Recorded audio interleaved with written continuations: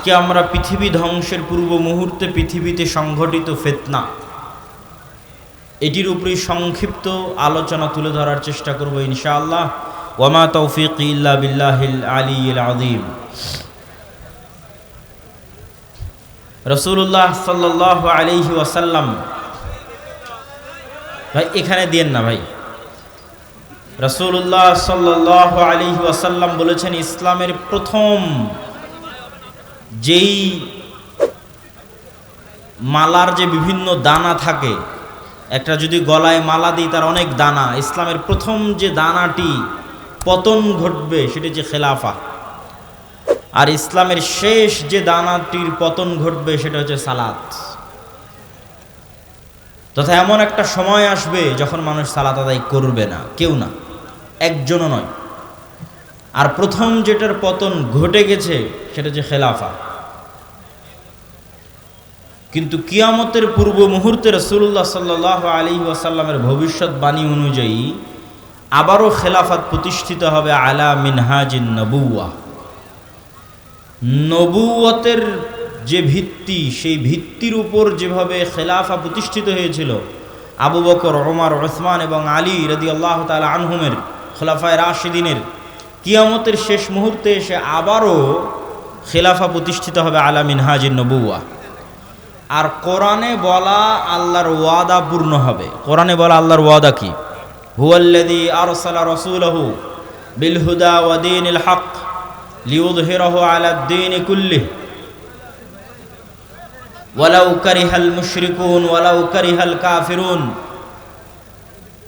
মুহাম্মদ সাল্লাল্লাহু আলাইহি ওয়াসাল্লাম যে দ্বীন নিয়ে এসেছেন, এই দ্বীন সারা পৃথিবীর সকল দ্বীনের উপর বিজয়ী হবে। আল্লাহ সুবহানাহু তাআলা এই দ্বীনকে, কোরআনকে নূর বলে সম্বোধন করেছেন। আল্লাহু মুতিম্মু নূরিহি, এই নূরে একদিন পরিপূর্ণতা দেওয়া হবে। মধ্যে অনেক উত্থান পতন যাবে, অনেক দুঃখ কষ্ট যাবে, কিন্তু শেষে এই নূরে পূর্ণতা দেওয়া হবে। এবং পৃথিবীর এমন কোনো মাটির ঘর, এমন কোনো পাকা ঘর বাকি থাকবে না যেখানে ইসলাম প্রবেশ করবে না। তো এই দিন যেহেতু আসেনি, সেহেতু এই দিন আসবে।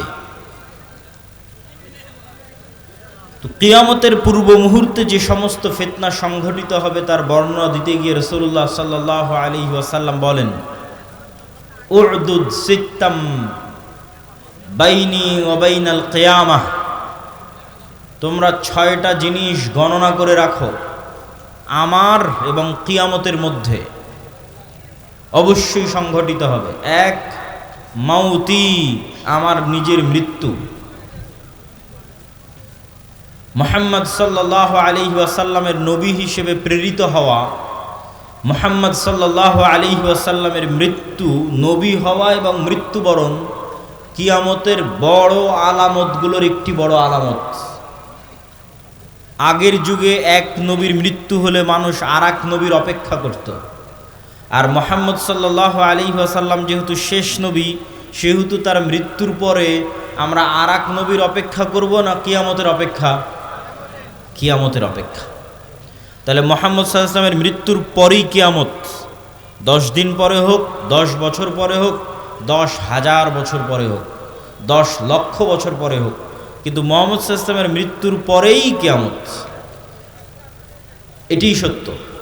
আর আগের নবীদের ক্ষেত্রে এক নবীর মৃত্যুর পরে আর এক নবী, আর এক নবীর মৃত্যুর পরে আর এক নবী, শেষ নবীর মৃত্যুর পরে কিয়ামত। যেহেতু শেষ নবীর মৃত্যু হয়ে গেছে প্রায় 1400 বছর, সেহেতু এটি নিশ্চিত করে মানুষ বলতে পারবে না যে কখন কিয়ামত হবে, কিন্তু যে কোনো সময় হঠাৎ কিয়ামত হয়ে যাবে। বাগতাতান, হঠাৎ। আল্লাহ সুবহানাহু ওয়া তাআলা কোরআন মাজিদে বলেছেন যে হঠাৎ কিয়ামত কায়েম হয়ে যাবে। প্রিয় উপস্থিতি, 1 নাম্বার মুহাম্মদ সাল্লাল্লাহু আলাইহি ওয়াসাল্লামের মৃত্যু। 2 নাম্বার ফাতহু বাইতুল মুকাদ্দাস।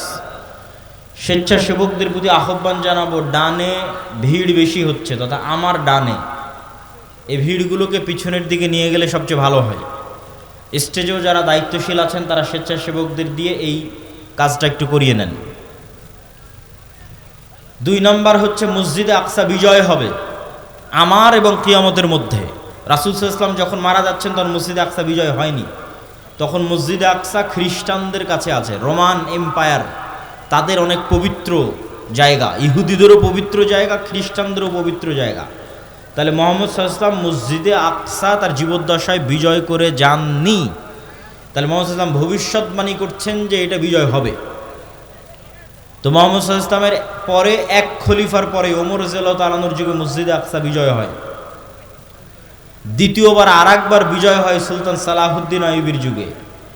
তৃতীয়বার আরও একবার বিজয় হতে পারে, আল্লাহু আলাম। মসজিদে আকসা বিজয় হবে। 3 নম্বর, এমন ভয়ঙ্কর মহামারী ছাগলে বা পশু প্রাণীতে যখন মড়ক লাগে, মুরগির খামারে যখন ভাইরাস ঢুকে মড়ক লাগে, তখন একটা মোরগও বাঁচে না। এরকম ভয়ঙ্কর মহামারীতে পৃথিবী সাফ হয়ে যাবে। পৃথিবীতে যা মানুষ বেঁচে আছে তার অনেক অল্প মানুষ বেঁচে থাকবে। তো রাসূল সাল্লাল্লাহু আলাইহি ওয়াসাল্লামের মৃত্যুর পর থেকে নিয়ে আজ পর্যন্ত অসংখ্য মহামারী হয়েছে। তো যে কোনো মহামারী বড় আকার ধারণ করলেই সাহাবা ইকরাম বা আলেম ওলামা মনে করতেন এটি সেই মহামারী, কিন্তু ভয়ঙ্কর ভয়াবহ মহামারী হবে এটি ঠিক।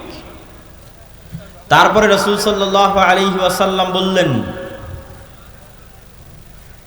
এমন এক ফিতনা দেখা দিবে যেই ফিতনা আরবের প্রত্যেক ঘরে প্রবেশ করবে। আরবের একটি ঘরও বাকি থাকবে না, খালি থাকবে না যেই ঘরে এই ফিতনা প্রবেশ করবে না। কিছু আলেম ওলামা ব্যাখ্যা করেছেন এই ফিতনা মোবাইলের ফিতনা, কেউ ব্যাখ্যা করেছেন এই ফিতনা যুদ্ধ বিগ্রহ মারামারি গণ্ডগোল সেই ফিতনা, তথা এমন গৃহযুদ্ধ এবং এমন গণ্ডগোল এমন মারামারি দেখা দিবে যেই মারামারি যেই যুদ্ধে আরবের প্রত্যেক ঘর যুক্ত হয়ে যাবে। আরবের একটি ঘরও মুক্ত থাকবে না, পৃথিবীর সব ঘর নয়, আরবের প্রত্যেক ঘর যুক্ত হয়ে যাবে। তারপর রাসূল সাল্লাল্লাহু আলাইহি ওয়াসাল্লাম বললেন, সুম্মা হুদনাতুন বাইনাকুম ওয়া বাইনার রোম, তারপর একটা চুক্তি হবে, ঐতিহাসিক চুক্তি তোমাদের মধ্যে আর রোমানদের মধ্যে। এই চুক্তির প্রেক্ষাপটে রোমান খ্রিস্টান এবং মুসলমানেরা এক তৃতীয় পক্ষের বিরুদ্ধে যুদ্ধ করবে। সেই তৃতীয় পক্ষের বিরুদ্ধে যুদ্ধে মুসলমান এবং খ্রিস্টানেরা বিজয়ী হবে। তারপরে কোনো একজন খ্রিস্টান ক্রুশ উঁচিয়ে ধরে বলবে এটার কারণে আমরা বিজয় হয়েছি। তখন এক মুসলমান ক্ষিপ্ত হয়ে গিয়ে ওই ক্রুশকে ভেঙে দিবে, কিছু বর্ণনায় আছে ওই ব্যক্তিকে হত্যা করবে। স্বেচ্ছাসেবক ভাইদের অনুরোধ করব আপনারা পিছনে বসার ব্যবস্থা করেন। বসার ব্যবস্থা না থাকার কারণে মানুষ দাঁড়িয়ে আছে। তো ক্রুশ ভেঙে ফেলা অথবা ক্রুশ উত্তোলনকারী ব্যক্তিকে হত্যার মাধ্যমে রোমান খ্রিস্টান এবং মুসলমানেরা মুখোমুখি দাঁড়িয়ে যাবে। আর রোমান খ্রিস্টানদের সাথে মুসলমানদের এই যুদ্ধ হবে পৃথিবীর ইতিহাসের সবচেয়ে ভয়াবহ যুদ্ধ। মালহামা নামটি এখন অনেক পরিচিত, আর ইংরেজিতে আরমাগেডন নামটি অনেক পরিচিত। বাইবেলের প্রফেসি অনুযায়ী শেষ জামানায় এক ভয়ঙ্কর যুদ্ধ হবে, যেটিকে তারা বলে আরমাগেডন, ভয়ঙ্কর যুদ্ধ। ওইটারই ইসলামিক টার্মিনোলজি পরিভাষা অনেকেই মনে করে যে আল মালহামা বা আল মালহামা আল কুবরা, ভয়ঙ্কর যুদ্ধ। যেই যুদ্ধের মতো ভয়ঙ্কর যুদ্ধ অতীতে কোনোদিন হয়নি, পরে ভবিষ্যতে আর কোনোদিন হবে না। এই যুদ্ধটা কাদের কাদের মধ্যে সংঘটিত হবে? খ্রিস্টান রোমানদের মধ্যে এবং মুসলমানদের মধ্যে। রাসূলুল্লাহ সাল্লাল্লাহু আলাইহি ওয়াসাল্লামের ভাষা অনুযায়ী সেই দিন খ্রিস্টানেরা একত্রিত হবে তাহতা সামানিনা রায়াহ, ৮০টি পতাকার অধীনে। তাহতা কুল্লি রায়াতিন, প্রত্যেক পতাকার অধীনে ১২ ১২,০০০ করে সেনাবাহিনী থাকবে, যোদ্ধা, ফাইটার। তো ৮০টি পতাকার অধীনে ১২,০০০ করে সেনাবাহিনী থাকলে ক্যালকুলেটরে চাপলে দেখবেন প্রায় ৯.৫ লক্ষ থেকে ১০ লক্ষ মানুষ নয়, শুধু যোদ্ধা। তথা 10 লক্ষ যোদ্ধা একত্রিত হবে মুসলমানদের বিরুদ্ধে যুদ্ধ করার জন্য। রাসূল সাল্লাল্লাহু আলাইহি ওয়াসাল্লাম এই যুদ্ধের জায়গার নামও বলে দিয়েছেন, বলেছেন লা তাকুমুস সাআ, ততদিন কিয়ামত হবে না যতদিন না হাত্তা তুকাতিলুনার রোম, যতদিন না তোমরা রোমানদের বিরুদ্ধে যুদ্ধ করেছো বিল আমাক আও বিদাবিক, আমাক এবং দাবেক নামক জায়গায় যতদিন না তোমরা রোমানদের বিরুদ্ধে যুদ্ধ না করেছো ততদিন কিয়ামত হবে না। তো এই আমাক এবং দাবেক নামক জায়গাটি বর্তমান সিরিয়া এবং তুরস্কের সীমান্তবর্তী অঞ্চল। সিরিয়ার সীমান্তবর্তী ইদলিব, আলেপ্পো, আরবিতে বলে হালব, ইংরেজিতে বলে আলেপ্পো। এই হালব বা আলেপ্পোর হচ্ছে তুরস্কের সাথে লাগানো একটি সিরিয়ার শহর।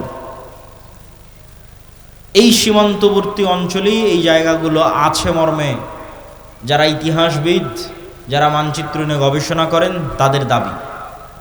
আল্লাহু আলাম। এই যুদ্ধের ভয়াবহতা বলতে গিয়ে রাসূলুল্লাহ সাল্লাল্লাহু আলাইহি ওয়াসাল্লাম বললেন, সেই দিন এই যুদ্ধে এত মানুষ মারা যাবে। আর এক বর্ণনা অনুযায়ী এই যুদ্ধ প্রায় 4 দিন ব্যাপী চলবে, পঞ্চম অথবা ষষ্ঠতম দিনে গিয়ে বিজয় হবে, অথবা চতুর্থ। তো 4 দিন যুদ্ধ চলবে। প্রথম 3 দিন ফলাফল ছাড়াই যুদ্ধ শেষ হবে, শুধু মৃত্যু আর লাশ, লাশের সারি আর মৃত্যু। আর চতুর্থতম, পঞ্চমতম অথবা ষষ্ঠতম দিনে গিয়ে বিজয় নির্ধারণ হবে মুসলমানদের। লাশের সংখ্যা এবং সারি বলতে গিয়ে রাসূল সাল্লাল্লাহু আলাইহি সাল্লাম বলেছেন যে একটি পাখি যদি আকাশে উড়ে তাহলে 1 মাস উড়লেও মানুষের লাশ যেহেতু শেষ হবে না, লাশের দুর্গন্ধ যেহেতু শেষ হবে না, সেহেতু পাখি দুর্গন্ধমুক্ত ফাঁকা জায়গায় বসতেও পারবে না। পাখি পড়ে মারা যাবে, তবুও কোনো ভালো বসার মতো ফাঁকা জায়গা পাবে না 1 মাস উড়লেও। তাহলে এখান থেকে একটা পাখিকে উড়িয়ে দিলে 1 মাসে সে যতদূর যাবে, এই পুরো এরিয়া যদি চতুর্দিক থেকে মাপা হয় তো দেখা যাবে সবই লাশ। তাহলে কত লক্ষ, কত কোটি মানুষের লাশ হতে পারে আল্লাহু আলাম। রাসূল সাল্লাল্লাহু আলাইহি ওয়াসাল্লাম বলছেন, গনিমতের বন্টনে কেউ সন্তুষ্ট হবে না। কেন? ওয়ারিসই নাই। সন্তুষ্টি কেমনে হবে? ওয়ারিস নাই। ওয়ারিস নাই কেন? এক বংশে যদি 100 জন সদস্য থাকে তো 99 জনই মারা যাবে, একজন বেঁচে থাকবে, তাহলে তো কোনো ওয়ারিস নাই। যেহেতু কোনো ওয়ারিস নাই সেহেতু কোনো আনন্দ নাই। তো গনিমতের মাল বন্টনে আনন্দ হবে না, কেননা ওয়ারিস বিহীন হবে সবাই। পুরো বংশের সব মারা যাবে, একজন বেঁচে থাকবে। রাসূলুল্লাহ সাল্লাল্লাহু আলাইহি ওয়াসাল্লাম এই মালহামা বা এই ভয়ঙ্কর যুদ্ধ, এটির বর্ণনা দিতে গিয়ে বলেন, মুসলমানেরা সেই দিন 3 ভাগে বিভক্ত হবে। সুলুসুন ইয়াহজিমু, 3 ভাগের 1 ভাগ যুদ্ধের মাঠ থেকে পালিয়ে যাবে। লা ইয়াতুবুল্লাহু আলাইহিম আবাদান, আল্লাহ সুবহানাহু ওয়া তাআলা এদের তওবা কোনোদিন কবুল করবেন না। ইসলামে কবিরা গুনাহের যে লিস্ট আছে, তালিকা আছে, এই কবিরা গুনাহের তালিকায় শিরক সবচেয়ে বড়। তারপরে বিভিন্ন হাদিসে আছে পিতামাতার অবাধ্যতা, বিভিন্ন হাদিসে আছে নিরপরাধ মানুষকে হত্যা, বিভিন্ন হাদিসে আছে প্রতিবেশীর স্ত্রীর সাথে জেনা। এই যে কবিরা গুনাহ, সবচেয়ে বড় কবিরা গুনাহের যে তালিকা, এই সবচেয়ে বড় কবিরা গুনাহের যদি সর্বোচ্চ 10টা তালিকা করা হয়, তার একটা জিহাদের মাঠ থেকে পলায়ন করা। কিন্তু কবিরা গুনাহ যত বড়ই হোক, তওবা আছে, শিরকেও তওবা আছে, যতক্ষণ শ্বাস আছে। সব অধিকাংশ সাহাবী তো মুশরিক থেকে ইসলাম গ্রহণ করেছে, শিরক করে তারপরে যে ইসলাম গ্রহণ করেছে। এখনও যারা ইসলাম গ্রহণ করেছে তারা শিরক থেকে ইসলাম গ্রহণ করেছে। তাহলে শিরকের তওবা নাই মানে মৃত্যুর পরে কিয়ামতের মাঠে আল্লাহ চাইলে স্বেচ্ছায় এমন অনেক গুনাহ বান্দার মাফ করে দিতে পারে যেটার তওবাই ও করেনি। বুঝাতে না পারলে এটা আমার ব্যর্থতা। এমন অনেক গুনাহ আমরা করেছি যেটার তওবা আমরা করিনি, ইস্তেগফার করিনি, ক্ষমা চাইনি, তাও আল্লাহ ওই গুনাহ তার দয়ায় মাফ করে দিতে পারেন কিয়ামতের মাঠে। কিন্তু ওই যে দয়ায় মাফ করে দিবেন কিয়ামতের মাঠে আল্লাহ, ওই লিস্টে শিরক থাকবে না। এটা হলো শিরকের গুনাহ আল্লাহ ক্ষমা করবেন না। যে বান্দা যদি লাউ আতাইতুম, তুমি যদি আসো বিকরাবিল আরদি খাতায়া, আসমান জমিন পূর্ণ গুনাহ নিয়ে, তাহলে আমি আল্লাহ আসমান জমিন পূর্ণ ক্ষমা নিয়ে উপস্থিত হব। তো এই যে আসমান জমিন পূর্ণ গুনাহের কোনো গুনাহ আপনি জানেন, কোনো গুনাহ ভুলে গেছেন, কোনোটার তওবা করেছেন, কোনোটা করেননি, তাও আল্লাহ দয়া করে মাফ করে দিবে, কিন্তু করবেন না কোনটা? শিরক। কিন্তু যতক্ষণ শ্বাস আছে ততক্ষণ সব গুনাহের ক্ষমা আছে, শিরকেরও ক্ষমা আছে। তো রাসূল সাল্লাল্লাহু আলাইহি ওয়াসাল্লাম বলছেন, যারা ওই যুদ্ধের মাঠ থেকে পলায়ন করবে এদের তওবা কবুল হবে না। 3 ভাগের 1 ভাগ, সুলুসুন, 3 ভাগের 1 ভাগ শহীদ হয়ে যাবে আল্লাহর রাস্তায়। রাসূল সাল্লাল্লাহু আলাইহি ওয়াসাল্লাম বলছেন তারা হচ্ছেন আফজালু শুহাদাইল আরজ, পৃথিবীর সর্বশ্রেষ্ঠ শহীদ। আল্লাহু আকবার। তারপরে বলছেন 3 ভাগের বাকি 1 ভাগ, 1 ভাগ তো পালিয়ে গেল, 1 ভাগ মরে শেষ, আর 1 ভাগ তারা বিজয়ী হবে। এরা বিজয়ী হওয়ার পর এই বিজয়ী দল ইয়াফতাতিহুনাল কুস্তুনতুনিয়া, কনস্টান্টিনোপল বিজয় করবে। এই কনস্টান্টিনোপল কুস্তুনতুনিয়া হচ্ছে আজকের তুরস্কের ইস্তাম্বুল, যেটা দীর্ঘদিন তুরস্কের রাজধানী ছিল। এখন রাজধানী আঙ্কারা, কিন্তু ইস্তাম্বুল সবচেয়ে ঐতিহাসিক শহর। সুলতান মুহাম্মদ আল ফাতেহ ইস্তাম্বুলকে বিজয় করেছিলেন। কিন্তু হাদিসের ভাষায় বোঝা যাচ্ছে কিয়ামতের পূর্ব মুহূর্তে, দাজ্জাল প্রকাশের পূর্ব মুহূর্তে পুনরায় মুসলমানেরা তুরস্ক বিজয় করবে, তথা মুসলমানদের বর্তমান যে তুরস্ক মুসলমানদের হাতে আছে, এটি মুসলমানদের হাতে নাও থাকতে পারে। না হলে কনটেক্সট মিলানো কঠিন যে কিয়ামতের পূর্ব মুহূর্তে মুসলমানেরা তুরস্ক কিভাবে বিজয় করবে। এই ঘটনারই ধারাবাহিকতায় আর এক হাদিসে, আমি কিন্তু এক হাদিস বলতেছি না, বিভিন্ন হাদিস থেকে যুক্ত করতেছি। আর এক হাদিসে রাসূলুল্লাহ সাল্লাল্লাহু আলাইহি ওয়াসাল্লাম বলেন, ততদিন পর্যন্ত কিয়ামত হবে না যতদিন না বানু ইসহাকের 70,000 মানুষ, ইসহাক আলাইহিস সালাতু ওয়াস সালামের বংশের, ইব্রাহিম আলাইহিস সালাতু ওয়াস সালামের বংশের 70,000 মানুষ যতদিন না এমন এক শহরে যুদ্ধ করছে, মদিনাতুন, এমন এক শহরে যুদ্ধ করছে, জানিবুহাল বার ওয়া জানিবুহাল বাহর, যার এক পাশে সমুদ্র আর এক পাশে সমতল। কোন শহর?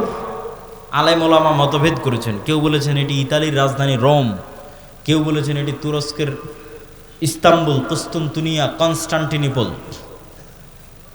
ইতালির রাজধানী রোম হওয়ার পক্ষে আর একটা জয়ীফ হাদিস আছে, যে রাসূল সাল্লাল্লাহু আলাইহি ওয়াসাল্লামকে জিজ্ঞেস করা হচ্ছে যে উম্মতে মুহাম্মাদি কোন শহর আগে বিজয় করবে কিয়ামতের পূর্ব মুহূর্তে, কুস্তুনতুনিয়া না রোমিয়া? কিন্তু হাদিসের সানাদ দুর্বল। তো এমন এক শহর, যেই শহরের, কিন্তু এখন যেটা অনুবাদ করতেছি এটা সহিহ বুখারী মুসলিমের হাদিসগুলো অনুবাদ করতেছি, যেগুলো আমি পূর্ণ অনুবাদ করতেছি এগুলো, তথা কিয়ামতের পূর্ব মুহূর্তে যা ঘটবে তার সবচেয়ে বিশুদ্ধ যেগুলো হাদিস। তো রাসূল সাল্লাল্লাহু আলাইহি ওয়াসাল্লাম বললেন এমন এক শহর বিজয় করবে বানু ইসহাকের, ইব্রাহিম আলাইহিস সালাতু ওয়াস সালাম, ইসহাক আলাইহিস সালাতু ওয়াস সালামের বংশের 70,000 মানুষ, যেই শহরের এক পাশে সমুদ্র আর এক পাশে সমতল, কিন্তু ওই যুদ্ধ হবে বিদুন সিলাহ, লা ইয়ারমুনা আইয়ু সাহমিন, না তারা কোনো তীর নিক্ষেপ করবে না তরবারি চালাবে, কোনো অস্ত্র ছাড়া বিজয় হবে। কিসের মাধ্যমে বিজয় হবে? তারা শুধু মুখে উচ্চারণ করবে লা ইলাহা ইল্লাল্লাহু আল্লাহু আকবার। এই এক তাকবীর ধ্বনিতে শহরের এক দেওয়াল পড়ে যাবে, দ্বিতীয় তাকবীর ধ্বনিতে শহরের দ্বিতীয় দেওয়াল পড়ে যাবে, তৃতীয় তাকবীর ধ্বনিতে শহরের তৃতীয় দেওয়াল পড়ে যাবে। মুসলমানেরা বিনা বাধায়, বিনা রক্তপাতে এবং বিনা অস্ত্র প্রয়োগে ওই শহরে প্রবেশ করবে। তো যদি এটি কুস্তুনতুনিয়া হয়, তাহলে এই যে আগের ঘটনার ধারাবাহিকতায়, আগে যে ভয়ঙ্কর মালহামা হলো, এই যে লক্ষ লক্ষ কোটি কোটি মানুষ মারা গেল, তারপরে মুসলমানেরা বিজয় হলো, খ্রিস্টানরা পরাজয় হলো, এই সেনাবাহিনী এবার যখন সিরিয়া এবং তুরস্কের সীমান্তবর্তী অঞ্চল থেকে বিজয় অভিযান নিয়ে রওনা দিবে ইস্তাম্বুল, কুস্তুনতুনিয়া বরাবর, তখন ইস্তাম্বুলে প্রবেশ করতে তাদের আর আলাদা কোনো অস্ত্র প্রয়োগ করতে হবে না। তাকবীর ধ্বনিতে ওই নগরীর দেওয়াল পড়ে যাবে এবং তারা বিনা অস্ত্র প্রয়োগে শহর বিজয় করবে। অথবা ওই আগের হাদিসে কুস্তুনতুনিয়া বিজয় হয়ে গেছে, কুস্তুনতুনিয়া বিজয়ের পর এই বিজয় কাফেলা চলতেই থাকবে। ম্যাপ চেক করলে বুঝবেন, চলতে চলতে চলতে পৌঁছে যাবে ইতালির রাজধানী রোমে। যখন ইতালির রাজধানী রোমে পৌঁছবে তখন আর এখানে কোনো অস্ত্র প্রয়োগ করতে হবে না, তাকবীর ধ্বনিতে শহর বিজয় হয়ে যাবে। দুটের যে কোনো একটা আল্লাহ সুবহানাহু ওয়া তাআলা ভালো জানেন। এই দুই বিজয়ের অথবা এক বিজয়ের, কুস্তুনতুনিয়া বিজয় অথবা কুস্তুনতুনিয়ার পরে রোম বিজয়, ইতালির রাজধানী রোম বিজয়, এই দুই বিজয়ের কোনো এক বিজয়ের পরে আড়াল থেকে, বেশিরভাগ হাদিসে আছে কুস্তুনতুনিয়া বিজয়ের পর শয়তান চিৎকার করে বলবে দাজ্জাল তোমাদের বাড়িতে প্রবেশ করে গেছে, কিন্তু এটা মিথ্যা সংবাদ হবে। কিন্তু তখন তৎকালীন এই মুজাহিদ বাহিনী যারা যুদ্ধ করতেছে তাদের যিনি নেতা থাকবেন তিনি 10 জন অশ্বারোহীকে রওনা করিয়ে দিবেন দাজ্জাল সত্যি সত্যি বের হয়েছে কিনা এটা অনুসন্ধান করার জন্য। তো রাসূলুল্লাহ সাল্লাল্লাহু আলাইহি ওয়াসাল্লাম বলছেন এই যে 10 জন বের হবে, আসমাহুম ওয়া আসমা আবাইহিম, এদের নাম, এদের বাপ দাদার নাম, এদের গায়ের রং, এদের ঘোড়ার গায়ের রং সব আমি এখন বলে দিতে পারবো, এখন যেন আমি দেখতে পাচ্ছি। কিন্তু তিনি বলেননি, কিন্তু তিনি জানতেন যে কোন 10 জন, তাদের নামও তিনি জানেন, তাদের বংশও তিনি জানেন, তাদেরকে রওনা করিয়ে দেওয়া হবে। এই ঘটনার সাথে আরেকটা ঘটনা যুক্ত আছে যেটা না বললেই নয়। যেই দিন এই মালহামা হবে, এটা ছুটে গেছে বলতে, সেই দিন ওই হাদিসে রাসূল সাল্লাল্লাহু আলাইহি ওয়াসাল্লাম বলছেন ইয়াখরুজু মিনাল মাদিনা খিয়ারু আহলিল আরজ, মদিনা থেকে যুদ্ধ করার জন্য সিরিয়াতে এসে রোমানদের বিরুদ্ধে যুদ্ধ করবে, এই জন্য মদিনা থেকে তৎকালীন বিশ্বের খিয়ারু আহলিল আরজ, সবচেয়ে আল্লাহওয়ালা তাকওয়াবান পরহেজগার একদল মানুষ বের হবে। আল্লাহু আকবার। তৎকালীন বিশ্বের সবচেয়ে তাকওয়াবান আল্লাহওয়ালা পরহেজগার মানুষেরা তখন মদিনায় থাকবে, তাদের একটা জামাত এই যুদ্ধে অংশগ্রহণ করার জন্য মদিনা থেকে রওনা দেবে। তখন এই রোমান খ্রিস্টান এম্পায়ারের সেনাবাহিনীরা বলবে মদিনার মানুষ তোমাদের এখানে কাজ কি? খাল্লু বাইনানা ওয়া বাইনাল্লাযিনা সাবাউ মিন্না, আমাদের যুদ্ধ এই সিরিয়ার মানুষদের সাথে, তোমরা আমাদের রাস্তা ক্লিয়ার করে দাও, তোমাদের এই যুদ্ধে বাধা দেওয়ার কি দরকার? অথবা আমাদের মধ্যে থেকে আগের যুদ্ধের ধারাবাহিকতায়, মানে এর আগেও আরও অনেক যুদ্ধ হয়ে থাকতে পারে, ধারাবাহিকতায় আমাদের মধ্যে যারা তোমাদের কাছে বন্দী হয়ে আছে, বন্দী হওয়ার পর তারা তোমাদের দিন গ্রহণ করে নিয়েছে, ওদের সাথে আমাদের যুদ্ধ, তোমরা কেন ওদেরকে বাঁচাতে আসতেছো? এরকম একটা কনটেক্সট হাদিসের মধ্যে আছে। তখন মদিনার মানুষেরা উত্তরে বলবে আমরা আমাদের ভাইদেরকে একাই ছেড়ে দিতে পারি না, অতএব এই যুদ্ধে আমরা অংশগ্রহণ করবই করব। এখানে ভাইদেরকে বলতে দুটোই উদ্দেশ্য হতে পারে, সিরিয়ার মুসলমানদেরকে অথবা রোমানদের মধ্যে যারা বন্দী হয়েছিল খ্রিস্টান, পরে মুসলমান হয়ে গেছে, ওদেরকে এরা চাচ্ছে নিয়ে নিতে, যে আমরা তো আমাদের লোকজনকেই চাচ্ছি, তোমাদের কি সমস্যা? ওদেরকে বাঁচাতে এরা বলবে না, আমাদের মুসলিম ভাইদেরকে আমরা একাই ছেড়ে দিতে পারি না, তখনই যুদ্ধ হবে। তো এবার এই যে 10 জন অশ্বারোহী রওনা দিল দাজ্জালের অনুসন্ধানে, দাজ্জালকে খুঁজতে, তখনও দাজ্জাল বের হয়নি। তো কিন্তু মুজাহিদ বাহিনী হতবিহব্বল, তটস্থ, হতভম্ব হয়ে যাবে, কেননা দাজ্জালের ফিতনা পৃথিবীর সবচেয়ে বড় ফিতনা। আদম আলাইহিস সালাতু ওয়াস সালাম যেই ফিতনায় পা দিয়ে জান্নাত থেকে বের হয়ে গেছেন, ওটাও ফিতনা। আল্লাহ বললেন এই গাছের নিকটে আসিও না, এই গাছের ফল খেও না, খেয়ে নিলেন। তো ফল খেতে নিষেধ করাটা ফিতনা, খেয়ে নিলেন, ফিতনায় পড়ে গেলেন, ফিতনা থেকে বাঁচতে পারলেন না। কাবিল হাবিলকে হত্যা করলো, এটাও ফিতনা। নূহ আলাইহিস সালাতু ওয়াস সালামের কওম আগের যুগের সৎ কর্মশীল পরহেজগার বান্দাদের মূর্তি বানিয়ে পূজা করতে লাগলো, ওটাও ফিতনা। লূত আলাইহিস সালাতু ওয়াস সালামের কওম জেনায় লিপ্ত হয়ে গেল, এটাও ফিতনা। কিন্তু এগুলো একটাও ফিতনা দাজ্জালের ফিতনার মতো বড় নয়, এটা বুঝতে হবে। দাজ্জালের ফিতনা আকবারু ফিতান আলা ওয়াজহিল আরজ। আদম আলাইহিস সালাম যেই ফিতনায় পা দিয়েছেন ওইটার চাইতে, কাবিল যে ফিতনায় পা দিয়েছিল ওইটার চাইতে, নূহ আলাইহিস সালামের কওম যে ফিতনায় পা দিয়েছিল ওইটার চাইতে, আদ সামুদ কওমে লূত তারা যেই ফিতনায় পা দিয়েছিল ওইটার চাইতে সবচেয়ে বড় ফিতনা দাজ্জালের। আর এই ফিতনা মোকাবেলা করবে উম্মতে মুহাম্মদ, সর্বশ্রেষ্ঠ উম্মত মোকাবেলা করবে পৃথিবীর সবচেয়ে বড় ফিতনার। কেন দাজ্জালের ফিতনা সবচেয়ে ভয়ঙ্কর, এটাও বুঝতে হবে আপনাকে। আমি স্বেচ্ছাসেবক ভাইদের আবারও দৃষ্টি আকর্ষণ করছি যে আমাদের ডানে লোকজনের সংখ্যা বেশি হয়ে যাচ্ছে, পিছনে একটু বসার ব্যবস্থা এবং বামে এখনও ফাঁকা আছে, বামে একটু বসার ব্যবস্থা এবং মানুষজনকে এইদিকেও একটু বসার জন্য উদ্বুদ্ধ করা। প্রিয় উপস্থিতি, কেন দাজ্জালের ফিতনা সবচেয়ে ভয়াবহ? দেখেন, কওমের নূহ আলাইহিস সালামের কওম যখন বড় বড় আল্লাহওয়ালা পীর বুজুর্গ দিনদার মানুষের মূর্তি বানালো, তখন তারাও জানতো যে মূর্তির কোনো ক্ষমতা নাই। ইয়া আবাতি লিমা তা'বুদু মা লা তাসমাউ ইব্রাহিম আলাইহিস সালাম বাপকে বলছে, হে আমার বাপ, এমন মূর্তির কেমনে ইবাদত করো যে শুনতেও পায় না, দেখতেও পায় না। তাহলে আগের যুগের মানুষ যে মূর্তির ইবাদত করতো অথবা এখনো করে, তাদের সাথে কোরআনের যে তর্ক বিতর্ক, এই তর্ক বিতর্কের মানদণ্ড হচ্ছে তোমরা যেই সমস্ত বাতিল ইলাহের পূজা করো এদের রব হওয়ার ক্ষমতা নাই। রব হওয়ার ক্ষমতা নাই মানে কথা বলার ক্ষমতা নাই, শোনার ক্ষমতা নাই, দেখার ক্ষমতা নাই, সৃষ্টির ক্ষমতা নাই। এরা একটা মাছি বানাতে পারবে না, মশা বানাতে পারবে না, এরা একটা খেজুরের বিচির দানার উপরের যে পাতলা আবরণ থাকে ওটার পর্যন্ত এরা মালিক নয়। তাহলে যে রব নয় ও ইবাদতের যোগ্য কেমনে হয়? রব তো আমি, আসমান জমিন আমি বানিয়েছি, সূর্য চন্দ্র আমি বানিয়েছি, ইবাদত আমার করো, এই দিয়ে কোরআন পরিপূর্ণ। এটা মানুষের বুঝতে সহজ যে এর ক্ষমতা নাই, কেন এর ইবাদত করব। কিন্তু এই কনটেক্সট অচল হয়ে যাবে যখন দাজ্জাল আসবে। কেন দাজ্জাল রব যা যা করতে পারে তার প্রায় সব কিছুই করে দেখাবে। এই জন্য দাজ্জালের ফিতনা সবচেয়ে ভয়াবহ, ভয়ঙ্কর ফিতনা। মা কালী, মা দুর্গা আর শাহজালাল আর শাহপরাণ, যাদেরই মানুষ আল্লাহ বাদ দিয়ে ইবাদত করছে, আর ঈসা আলাইহিস সালাতু ওয়াস সালাম আর মারিয়াম আলাইহিস সালাতু ওয়াস সালাম আর যাদেরই ইবাদত করছে, তারা কেউ এখন আপনাকে দেখাতে পারবে না যে আমি আকাশকে আদেশ দিলাম আকাশ বৃষ্টি বর্ষণ করবে, আমি জমিনকে আদেশ দিলাম জমিন ফসল উৎপাদন করবে, জান্নাত দেখালাম জান্নাতে ঢুকে যাও, জাহান্নাম দেখালাম জাহান্নামে ঢুকে যাও, মৃতকে জীবিত করে দিলাম। এই রকম একচ্ছত্র কন্ট্রোল যা একমাত্র রবের থাকে তার কারণ নাই, ফলত ওদেরকে বাতিল ইলাহ প্রমাণ করা সহজ। কিন্তু যখন একজন সত্যি সত্যি এগুলো আপনাকে করে দেখাবে, তখন আপনি ঈমান ধরে রাখতে পারবেন না। অনেকগুলো কারণে।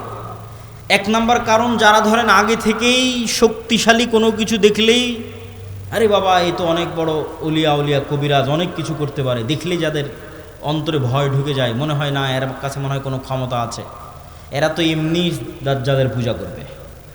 যারা যুগ যুগ মূর্তির পূজা করেছে, মাজারের পূজা করেছে, এদের বাধা হবে না। ওরা দাজ্জালের ক্ষমতা পাওয়ার দেখে মনে করবে অনেক বড় উলিয়া আল্লাহ চলে এসেছে, অনেক বড় কারামতে আউলিয়া চলে এসেছে, অতএব এখন আর ইবাদত করো, এখন আর পূজা করলে সমস্যা নেই। তো একদল তো এমনি পদভ্রষ্ট হয়ে যাবে। আরেক দল মানুষ থাকে যারা মোটামুটি আল্লাহর উপর ঈমান রাখে, কিন্তু ইস্তেকামা, ঈমানের উপর ইস্তেকামার জন্য সবর লাগে। সবর করার ক্ষমতা এবং সাহস এদের নাই। এদের দেখবেন এখন দুনিয়াবি ক্ষমতা যাদের কাছে, ওদের ওখানে গিয়ে সিজদা দিচ্ছে। আজ থেকে 6-7 মাস আগে 16 বছর যাদের কাছে ক্ষমতা ছিল ওদের কাছে গিয়ে সিজদা দিয়েছে। ক্ষমতার বাইরে এরা চিন্তা করতে পারে না। ক্ষমতা যেখানে, এদের কেবলা এবং মারকাজ সেখানে। এবং আপনি যদি নিজের জায়গায় দাঁড়িয়ে চিন্তা করেন, আজকে তেলের যে সংকট, আমি দাজ্জালের ফিতনার ভয়াবহতা বোঝানোর জন্য আপনাকে বলতেছি। তেলের যে সংকট, মাঝে মধ্যে আমার মনে হয় আল্লাহ আমাদের ফিতনা থেকে হেফাজত করুক, যে এখন যদি কেউ এসে বলে আব্দুল্লাহ তোমার গাড়িতে তো তেলের দরকার, তো এইটা করলে তোমাকে তেল দেওয়া হবে, ধরো তুমি আর 500 টাকা বেশি দিলে তেল দিয়ে দেবো, বা তুমি এই অপরাধটা করলে তোমাকে তেল দিয়ে দিব। তো কত মানুষ হল ঠিক আছে ভাই সমস্যা নেই, আমার গাড়িতে তেল দেন, আমি করে দিচ্ছি। এখন কোনো একটা দেশকে যদি বলা হয় যে সব তেলের কন্ট্রোল আমার হাতে, এটা করো তেল পাবা, নাহলে কিন্তু আবাদও বন্ধ হয়ে যাবে। আমরা মনে করি তেল মানে দিয়ে শুধু গাড়ি চলে। পেট্রোকেমিক্যাল থেকে সকল সার উৎপাদন হয়, সব কোনো সারই আর তৈরি হবে না। তো সার না হলে আপনি চাষ করবেন কি দিয়ে? স্যালো মেশিন স্টার্ট না দিলে পানি তুলবেন কোথায় থেকে? তো তেল মানে শুধু গাড়ি নয়, সবই এখনকার আধুনিক সভ্যতার সবই তেল। তা আমি তেল দিব না আপনাকে, তা আপনিও বুঝতে পারছেন যে আপনি সবই করে ফেলবেন তেল নেওয়ার জন্য। তো কোরআন এবং হাদিসে তো এর চেয়ে বড়টা বলা আছে, তেলের কথা বলা নেই। সরাসরি আকাশের বৃষ্টির কথা বলা আছে, জমিনের ফসলের কথা বলা আছে ডাইরেক্ট, যে দাজ্জাল ইরাক এবং শাম এই 2 দেশের মধ্যের সীমানা দিয়ে যেতে থাকবে। কোনো এক নগরীর মানুষের কাছে এসে বলবে, এই তোমরা আমার উপর ঈমান আনছো? তারা বলবে জি জাহাপনা, জি প্রভু আপনার উপর ঈমান আনলাম। ওদের জন্য দাজ্জাল টাকা পয়সা, ধন দৌলত, রুজি রুটির এত বড় ব্যবস্থা উন্মোচন করে দিবে যে মৌমাছির ঝাঁক যেভাবে মধুর পিছনে ছুটে, ধন সম্পদ টাকা পয়সা ওই শহরের মানুষের পিছনে ওইভাবে ছুটবে। এবার অতিক্রম হতে হতে আর এক শহরে আসবে, সেই শহরের মানুষকে বলবে আমার উপর ঈমান আনয়ন করছো? তারা বলবে না, আমরা রব্বুল আলামিনের উপর ঈমান রাখি। দাজ্জাল বলবে আকাশ এখানে বৃষ্টি বর্ষণ বন্ধ করে দাও, জমিন এখানে ফসল উৎপাদন বন্ধ করে দাও, খাবার দাবার বন্ধ, টাকা পয়সা বন্ধ, সকল কিছু বন্ধ, মোবাইল বন্ধ, ইন্টারনেট বন্ধ। আজকের যুগে যদি কল্পনা করেন, এখনই আপনি ঈমান ধরে রাখতে পারবেন না, যখন ঘটবে তখনকার কথা তো বহু পরে।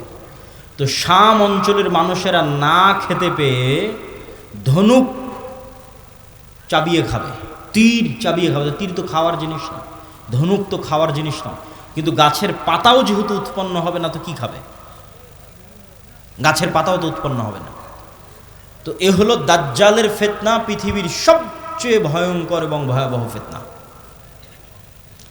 দাজ্জালের ফিতনা সম্পর্কে বলতে গিয়ে দুইটা হাদিস না বললেই নয়। একটা হাদিসে রাসূলুল্লাহ সাল্লাল্লাহু আলাইহি ওয়াসাল্লাম বলছেন যে দাজ্জাল পৃথিবীতে 40 দিন সফর করবে। 40 দিনের প্রথম দিন হবে 1 বছর, দ্বিতীয় দিন হবে 1 মাস, তৃতীয় দিন হবে 1 সপ্তাহ। আর দাজ্জালের গতি হবে কাগাইসিন ইস্তাদবারাতহুর রিহ, এমন মেঘমালা যেই মেঘমালাকে ঝড়ো বাতাস উড়িয়ে নিয়ে যাচ্ছে। এই যে কয়দিন পরে কালবৈশাখী ঝড় হবে, আকাশে তাকিয়ে দেখবেন ঝড়ের সময় মেঘ কত দ্রুত চলে। তো ঝড়ের বাতাসে যে মেঘ খুব দ্রুত চলে, এরকম দ্রুত গতি হবে দাজ্জালের। তো আল্লাহর নবী মেঘের সাথে তুলনা দিয়েছেন। এখন যন্ত্র দিয়ে মেঘের মতো আকাশে উড়বে না দাজ্জাল নিজেই আকাশে উড়বে, আল্লাহু আলাম, আল্লাহ সুবহানাহু ওয়া তাআলা ভালো জানেন। কিন্তু দাজ্জালের আগমনে পৃথিবীতে এত ব্যাপক বৈপ্লবিক পরিবর্তন হবে যে পৃথিবীর দিন 1 বছরের সমান হয়ে যাবে। এটা হঠাৎ করে আল্লাহর আদেশে, কোনো কারণ ছাড়াই আল্লাহ বলবেন দিন এখন তুমি 1 বছরের সমান হও, এরকম নয়। আল্লাহ লাতিফ, প্রত্যেকটা জিনিস ঘটনা পরম্পরায় হয়, মানুষ দেখবে এটা স্বাভাবিক। তথা এই ভূমণ্ডল, নভমণ্ডল, সৌরজগতে এমন বৈপ্লবিক কোনো পরিবর্তন হবে, অথবা এই পৃথিবীতে এমন বৈপ্লবিক কোনো পরিবর্তন হবে, অথবা সূর্য এবং চন্দ্রের বর্তমান ঘূর্ণায়মান প্রক্রিয়ায় এমন বড় বৈপ্লবিক পরিবর্তন হবে যেটা স্বাভাবিক হতে সময় লাগবে। 1 দিন হবে 1 বছর, তারপরের 1 দিন হবে 1 মাস, তারপরের 1 দিন হবে 1 সপ্তাহ, তারপরে স্বাভাবিক। ওইটার আগে কিছু একটা ঘটবে। দাজ্জালের আগমনই ওই রকম ভয়ঙ্কর এবং ব্যতিক্রম হবে। আল্লাহু আলাম সেটা কি হবে। দাজ্জালের বিষয়ে আরেকটি হাদিসে রাসূলুল্লাহ সাল্লাল্লাহু আলাইহি ওয়াসাল্লাম, যেটা তামিম আদ-দারির হাদিস, যারা 30 দিন সমুদ্রে লাইবা বিহিমুল মাউজ শাহরান কামিলান, সমুদ্রের ঝড়ো বাতাস এবং ঢেউ 1 মাস যাবৎ তাদেরকে কোথায় নিয়ে গেছে কোনো কন্ট্রোল ছিল না নৌকার উপর। এক দ্বীপে গিয়ে যখন নৌকা ঠেকলো, তখন দেখছে একটা প্রাণী, জীবজন্তু, জানোয়ার, গরু ছাগল মহিষ যেমন জীবজন্তু জানোয়ার, এরকম জীবজন্তু জানোয়ার যার মুখ এবং পা সব এত বিশাল লোমে ঢাকা যে কোনটা মুখ আর কোনটা পিছন এটা বোঝা যাচ্ছে না। এই জানোয়ার কথা বলতেছে। তো মানুষ তো কোনোদিন দেখেনি, মানুষ ছাড়া আর পৃথিবীর কোনো জীবজন্তু জানোয়ারকে কথা বলতে। তো আরবের ওই মানুষেরা এই জানোয়ারকে কথা বলতে দেখে মনে করেছে এটা জিন, শয়তান, কিন্তু ও কিন্তু জীবজন্তু জানোয়ার। ও বলছে আনাল জাসসাস, আমি গোয়েন্দা, একটা মানুষ তোমাদের সাথে সাক্ষাতের অপেক্ষা করছে, এদিকে যাও। তো তামিম আদ-দারি বলছে আমরা যখন ওই মানুষের কাছে গেলাম, বিশাল দেহের মানুষ, এত বিশাল দেহের মানুষ আগে কোনোদিন কখনো দেখিনি। তো দাজ্জালের বিশাল দেহের হওয়াটা কি ব্যতিক্রম কিছু? ব্যতিক্রম কিছু না। আমরা এখন 5 ফিট 5 ইঞ্চি 6 ফুট হয়ে গেছি, কিন্তু আদি পিতা আদম আলাইহিস সালাম তো আর 5 ফিট ছিলেন না। আদম আলাইহিস সালাম ছিলেন 60 দেরা, 60 হাত, 60 গজ, 40 মিটার, প্রায় 10 তলা 15 তলার সমান উঁচু। তাহলে এখন যদি আদম আলাইহিস সালাম আমার সামনে উপস্থিত হয়, তাহলে আমি তো আশ্চর্য হয়ে যাবো, কারণ এই বিশাল দেহের মানুষ তো আমি কোনোদিন দেখিনি। তাহলে দাজ্জাল বিশাল দেহের হবে, এটা ব্যতিক্রম নয়, কেননা দাজ্জাল তো আদমেরই সন্তান, মিন উলদে আদম, আদমের সন্তান। তো তার হাত, তার হাঁটু এবং তার কাঁধ এমন শক্ত করে বাঁধা আছে। আমরা তাকে জিজ্ঞেস করলাম তুমি কে? সে বলে আমার পরিচয় তোমরা জানবেই, তোমরা বলো তোমরা কারা। তা আমরা আমাদের পুরো ঘটনা বললাম। এবার দাজ্জাল 4টা প্রশ্ন করেছে।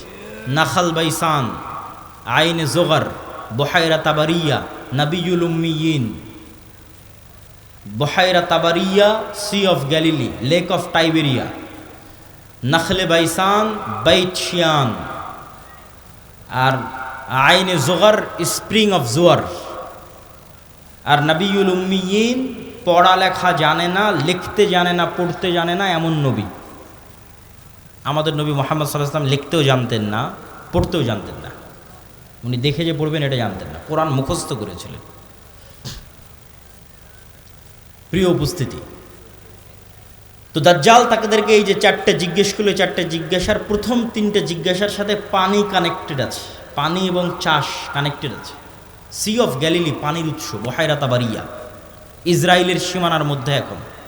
এখন এটা ইসরায়েলের সীমানার মধ্যে।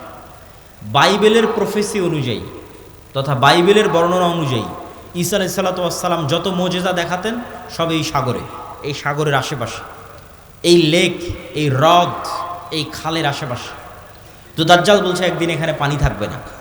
এখন পানি দাজ্জাল আসার আগেই শেষ হবে সেটা ঠিক না, আসলে না, দাজ্জাল আসার শেষ হবে না। কেন আরাক হাদিসে বলতেছে ইয়াজুজ মাজুজ যখন বের হবে তখন ওরা বহাইরা তাবারিয়ার পানি খেয়ে শেষ করে দিবে, খেয়ে শেষ করে দিয়ে অন্যদিকে আগাবে পানি শেষ করার জন্য। তাহলে পানি যদি দাজ্জাল আসার আগেই শেষ হয় তাহলে ইয়াজুজ মাজুজ আবার কোথায় পানি পাবে? এটাও তো একটা প্রশ্ন। কিন্তু দাজ্জাল বলছে এখানে একদিন পানি থাকবে না। তার মানে কি ইয়াজুজ মাজুজ এসে শেষ করবে ওটার ভবিষ্যৎবাণী, না দাজ্জাল আসার আগেই শেষ হবে? মানে অনেকেই দেখি এখন খুঁজে যে বহাইরা তাবারিয়াতে পানি শেষ হচ্ছে কিনা, সেটার জন্য বলতেছে যে পানি যে দাজ্জাল আসার আগেই শেষ হবে এটা মনে করাটা একদম 100% ঠিক এটা বলা যাবে না। কেন আরাক হাদিসে কি বলা হচ্ছে? ইয়াজুজ মাজুজ এসে বহাইরা তাবারিয়ার পানি খেয়ে নেবে। তো বলে এখানে একদিন পানি থাকবে না। 2 নম্বর কি? নাখাল বাইসান, বাইসানের খেজুর বাগান, এটাও ইসরায়েলের একটা বড় শহর, বাইত শিয়ান। বলে এখানে কি মানুষ খেজুর চাষ করে? তো বলে করে। তো বলে এখানে একদিন পানিও থাকবে না, খেজুর চাষের ব্যবস্থাও থাকবে না। তার বলে আইনে জোগার, স্প্রিং অফ জোয়ার, এটার বর্ণনাও বাইবেলে আছে। আগের যেমন বহাইরা তাবারিয়ার বর্ণনা বাইবেলে আছে, এই আইনে জোগার, স্প্রিং অফ জোয়ার, এটার বর্ণনাও বাইবেলে আছে। কি হিসেবে আছে? লূত আলাইহিস সালাতু ওয়াস সালাম যেখানে ছিলেন ওই শহরটা যখন আল্লাহ ধ্বংস করে দিলেন, যে লূত আলাইহিস সালাতু ওয়াস সালামকে যেখানে তিনি আশ্রয় দিলেন সেখানে তার জন্য পানির ব্যবস্থা, অথবা যে জায়গায় তিনি আশ্রয় নিয়েছিলেন সেই জায়গা হচ্ছে স্প্রিং অফ জোয়ার। এই জন্য ওই বহাইরা তাবারিয়ার স্প্রিং অফ জোয়ার, আইনে জোগার, এই দুটেই খ্রিস্টানেরা ব্যাপক হারে দেখতে যায়, ভিজিট করতে যায়। তো এখান থেকে আমাদের জানার বিষয় কি? এই হাদিস থেকে জানার বিষয় হচ্ছে দাজ্জাল প্রশ্ন করেছে একটা নির্দিষ্ট জায়গায়, যার প্রত্যেকটা এরিয়া 30-40 কিলোমিটারের মধ্যে। এই বহাইরা তাবারিয়া বলেন, আইনে জোগার বলেন, নাখাল বাইসান বলেন, এই বগুড়া জেলার মধ্যেই, মানে একটা সেম এরিয়ার মধ্যেই। তথা কিয়ামতের পূর্ব মুহূর্তের ফিতনার বর্ণনাগুলো নিশ্চিতভাবে কিয়ামতের পূর্ব মুহূর্তে যা যা হবে এগুলো মক্কা মদিনার বাইরে, মক্কা মদিনায় হবে না। মক্কা মদিনা ফিতনা মুক্ত থাকবে। কোথায় হবে তাহলে? সিরিয়াতে, শাম। শাম মানে আগে ফিলিস্তিনি বোঝানো হতো, শাম মানে আগে মসজিদে আকসাই বোঝানো হতো। শাম মানে আজকের শাম নয়, তথা মসজিদে আকসা এবং এর আশেপাশের অঞ্চল যেগুলোতে এখন ইসরায়েল, ফিলিস্তিন, জর্ডান, এই যে অঞ্চলগুলো এবং এখনকার যে সিরিয়া, সব কিছু এই অঞ্চলে হবে। দাজ্জালের এই সংক্ষিপ্ত বর্ণনা এবং দাজ্জালের ফিতনার এই সংক্ষিপ্ত বর্ণনার পরে কি হবে? ওই যে মুজাহিদ বাহিনী যারা দাজ্জালের মিথ্যে সংবাদ শুনে এবার দেমাশকে ফিরে আসবে, যুদ্ধ বিজয় অভিযান বাদ। কেন? এটা ভয়ঙ্কর ফিতনা। এই ভয়ে দাজ্জাল আসলেই বের হয়েছে কিনা, যুদ্ধ বাদ দিয়ে সবাই ফিরে আসবে তাদের যেটা সেন্টার, তাদের সেন্টার দামেস্ক। যুদ্ধ যদি রোম পর্যন্ত গিয়ে থাকে, ইতালির রাজধানী, ওখান থেকেও ফিরে দামেস্কে আসবে। যদি তুরস্কের রাজধানী ইস্তাম্বুল পর্যন্ত গিয়ে থাকে, ওখান থেকে ফিরে দামেস্কে আসবে। এবার দামেস্কে আসতে আসতে সত্যিই দাজ্জাল বের হয়ে যাবে। এবার রিয়ালি প্রকৃত অর্থে দাজ্জাল বের হয়ে গেছে। এবং দাজ্জাল বের হওয়া মাত্রই সকল ক্ষমতা দাজ্জালের কাছে চলে যাবে। এটার বিবরণ আরেকটু পরে দিব, এখানে এটা শেষ করে নিই। তো দাজ্জাল বের হয়ে যাবে। এই দামেস্কের মসজিদে ফজরের সালাতে যখন জামাত হবে তখন এবার ঈসা আলাইহিস সালাতু ওয়াস সালাম অবতীর্ণ হবেন। কেননা দাজ্জালের ফিতনা যেই লেভেলের অলৌকিক, ওইটা মোকাবেলা করার জন্য ওই লেভেলের অলৌকিক লাগবে। তথা দাজ্জালের এই ফিতনা মোকাবেলা ওই মুজাহিদরাও করতে পারবে না যারা ইস্তাম্বুল বিজয় করেছে, রোম বিজয় করেছে, এবং কিছু কিছু হাদিসের বর্ণনা অনুযায়ী তারা ভারতও বিজয় করতে পারে। মানুষের মাথায় একটা চিত্র আগে থেকে ঢুকে আছে যে দাজ্জাল যখন বের হবে পৃথিবীতে তখন পুরো পৃথিবী দাজ্জালের কন্ট্রোলে থাকবে। এটা ভুল কথা। দাজ্জাল যখন বের হবে তখন পুরো পৃথিবী মুসলমানদের কন্ট্রোলে থাকবে, মানে মুসলমানরা বিজয় করে শেষ করে দিবে, সব বিজয় করে ফেলবে। মসজিদে আকসা বিজয়, ইস্তাম্বুল বিজয়, খ্রিস্টানরা তো পরাজিতই হয়ে যাবে, ইতালির রাজধানী রোম বিজয়, ভারত বিজয়, পুরো পৃথিবীতে মুসলমানদের জয় জয়কার থাকবে। হাদিস থেকে আমি যতটুকু চিন্তা ভাবনা করে দেখেছি এটাই বেশি খাপ খায়, এটাই বেশি মিলে, যে দাজ্জাল বের হওয়ার পূর্বে ইমাম মাহদি আসার আগেই অথবা ইমাম মাহদির সাথী অথবা ইমাম মাহদি সহ যেটাই বলেন, দাজ্জাল এবং ঈসা ইসলাম আসার পূর্বে পৃথিবী মুসলমানদের, মসজিদে আকসা মুসলমানদের, তুরস্ক মুসলমানদের, ইতালি পুরো ইউরোপ মুসলমানদের, ভারত মুসলমানদের, সবই মুসলমানদের। মুসলমানদের বিজয় যখন সর্বোচ্চ স্তরে এবং দাজ্জালের কোনো ষড়যন্ত্র যখন ওর কাজে দিচ্ছে না, দাজ্জালের পক্ষ হয়ে পৃথিবীতে কাজ করবে এরকম কোনো বড় শক্তি আর পৃথিবীতে নাই, এবার নিজেই দাজ্জাল বের হয়ে আসবে। কেননা যারা দাজ্জালের পক্ষ নিয়ে কাজ করতে তারা সব বিপদে পড়ে গেছে, কেননা বিজয় মুসলমানদের হয়ে গেছে। তো ইহুদিরাও এক মাসিহের অপেক্ষা করতেছে, বিপদ থেকে, বিপদে পড়লে বিপদ থেকে বাঁচায় যে সে মাসিহ দাজ্জাল। খ্রিস্টানেরাও ঈসা মাসিহ, বিপদে পড়লে বিপদ থেকে বাঁচায় যে সেই মাসিহ ঈসা আলাইহিস সালাম বিপদ থেকে বাঁচাবে। খ্রিস্টানেরাও বিশ্বাস করে ঈসা আলাইহিস সালাম আবার আসবে, কিন্তু তারা এটা জানে না যে ঈসা আলাইহিস সালাম মারা যায়নি, জীবিত আছে। আমরা জানি ঈসা আলাইহিস সালাম মারা যাননি, জীবিত আছে, আর তারা মনে করে মরে গেছে, কিন্তু পুনর্জন্ম হয়ে পুনরায় ঈসা আলাইহিস সালাম পৃথিবীতে আসবে তাদেরকে বাঁচানোর জন্য, খ্রিস্টানদের বাঁচানোর জন্য। তাহলে সারা পৃথিবীর সবাই শেষ জামানার একজন বিশাল মাসিহের অপেক্ষায়। এবং আধুনিক এখনকার বিশ্বের যতগুলো নিউজ চ্যানেল রিপোর্ট, সবগুলোতেই বর্তমান যে যুদ্ধ চলতেছে এই যুদ্ধ নিয়েও এই আলোচনাগুলো আমাদের দেশে নয়, এই অঞ্চলে নয়, ইউরোপ এবং আমেরিকায় আলোচিত হচ্ছে, যারা বিশ্ব শাসন করে তাদের কাছে। তাদের ভাষায় দাজ্জাল হচ্ছে অ্যান্টি ক্রাইস্ট ইংরেজিতে, আর মালহামা হচ্ছে আর্মাগেড্ডন, আর জেসাস ঈসা আলাইহিস সালাম উনি আসবেন। অ্যান্টি ক্রাইস্ট না আসলে জেসাস আসবে না। অ্যান্টি ক্রাইস্ট মানে দাজ্জাল। আর অ্যান্টি ক্রাইস্ট ততক্ষণ আসবে না যতক্ষণ না ইহুদিরা জেরুজালেমে একত্রিত হচ্ছে, এটা তাদের বিশ্বাস। ইভাঞ্জেলিক্যাল খ্রিস্টিয়ান যারা ইঞ্জিল কেন্দ্রিক খ্রিস্টান তাদের বিশ্বাস। তো ফলত তাদেরও ঈসা আলাইহিস সালামকে নিয়ে আসতে হবে, ইহুদিদেরও একজন মাসিহ লাগবে। ফলত সবাই সেইটারকে সামনে নিয়ে কাজ করতেছে যে ওইটা যত জাহান্নামে যায় প্রতি হাজারে, তাহলে তো আমরা সবাই জাহান্নামে। তখন মুহাম্মদ সাল্লাল্লাহু আলাইহি ওয়াসাল্লাম সাহাবীদের বলতেছে, হতাশ হয়েও না, এই 999 জনের বেশিরভাগই ইয়াজুজ মাজুজ। এই 999 জনের বেশিরভাগই ইয়াজুজ মাজুজ। তো কতজন জাহান্নামে যাবে ইয়াজুজ মাজুজের বাইরে স্বাভাবিক মানুষের মধ্যে থেকে, এটা তো আমরা জানি না। তো এই জন্য নির্ধারিত করে বলা মুশকিল, কিন্তু এতটুকু অন্তত বোঝা যায়, আইডিয়া করা যায় যে আদম আলাইহিস সালাম থেকে নিয়ে কিয়ামত পর্যন্ত যত মানুষ আসবে তাদের কয়েক শত গুণ হচ্ছে ইয়াজুজ মাজুজ। এই হাদিস থেকে অন্তত এতটুকু বোঝা যায় যে আদম থেকে নিয়ে কিয়ামত পর্যন্ত যত মানুষ আমরা হব, এত মানুষের কয়েক শতগুণ হচ্ছে ইয়াজুজ মাজুজ। আর জয়ীফ হাদিসটা কি? জয়ীফ হাদিসটা হচ্ছে যে ইয়াজুজ মাজুজের এক প্রজন্ম তার জীবদ্দশায় 1000 প্রজন্মকে দেখে। বুঝেন, আমরা মানুষ জীবদ্দশায় সর্বোচ্চ 2টা প্রজন্ম দেখি অথবা 3টা প্রজন্ম। আমি, আমার বাপ, আমার দাদা, আমার দাদা তার ছেলেকে দেখেছে, তার ছেলে আব্দুল্লাহকে দেখেছে, তাহলে 2 প্রজন্ম দেখেছে, দেখতেই দুনিয়া থেকে শেষ। তো ইয়াজুজ মাজুজের এক প্রজন্ম তাদের জীবদ্দশায় 1000 প্রজন্মকে দেখে। তাহলে কিভাবে তাদের জন্ম বৃদ্ধি হার এবং কিভাবে তাদের বৃদ্ধির হার, এটা সব উলদে আদমের সন্তান। তো এরা পৃথিবীতে বের হয়ে সব পানি ফসল আদি যা আছে সব খেয়ে শেষ করবে, এবং তাদের এই ভয়ঙ্কর ভয়াবহতায় তুর পাহাড়ে ঈসা আলাইহিস সালাতু ওয়াস সালাম বিপদে মুমিন মুজাহিদদের নিয়ে, খাবার নাই, ওই সেম কষ্ট, দাজ্জাল থাকতে যে কষ্ট ছিল ওই কষ্ট। এখান থেকে আপনি আর একটা জিনিস শিখেন যে আপনি কত বড় নবী, কত বড় উলিয়া, কত বড় মুজাহিদ, তাও আল্লাহ আপনাকে কিভাবে বিপদ দিয়ে পরীক্ষা করতেছে। কেমন বিপদ? এত বড় নবী, তাও খাবার নাই। যে নবী নিজে হাতে দাজ্জালকে হত্যা করেছে তার খাবার নাই, সে নবী এখন আল্লাহর কাছে কাঁদতেছে যে আল্লাহ এই বিপদ থেকে বাঁচান। তো এই জন্য সবসময় আল্লাহর সামনে নত, আল্লাহর সামনে সাহায্য, এটা ছাড়া কোনো রাস্তা নেই।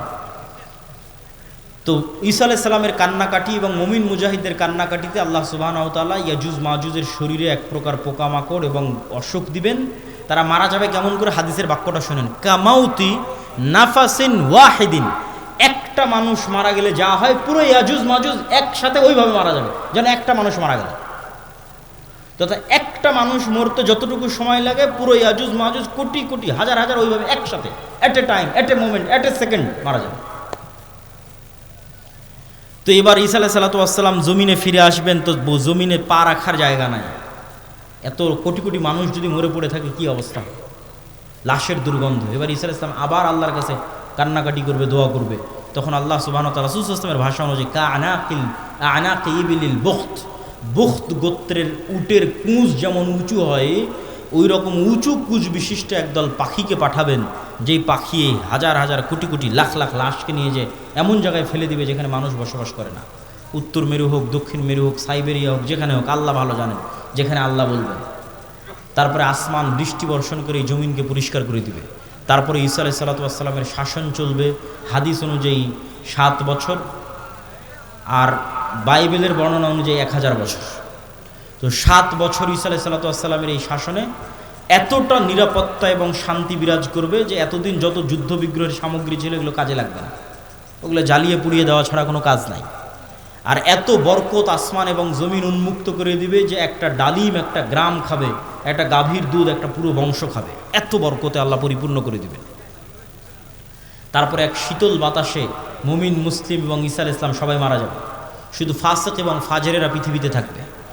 এবার যত হাদিস শুনেছেন এই ধরনের, যে পৃথিবীতে এমন একদিন আসবে যে কোরআন পড়ার কেউ থাকবে না, এখন সেগুলো আল্লাহ নাম নেওয়ার কেউ থাকবে না, এগুলো ঈসা আলাইহিস সালামের মরার পর।